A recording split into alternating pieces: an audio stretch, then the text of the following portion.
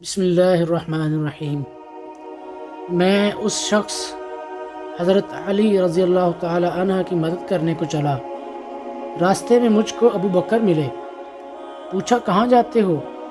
میں نے کہا اس شخص حضرت علی رضی اللہ تعالی عنہ کی مدد کرنے کو جاتا ہوں۔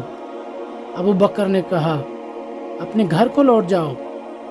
میں نے حضرت صلی اللہ علیہ وآلہ وسلم سے سنا ہے، آپ فرماتے تھے جب وہ مسلمان اپنی اپنی تلواریں لے کر بھیڑ جائیں تو قاتل اور مقتول دونوں دوزخی ہیں۔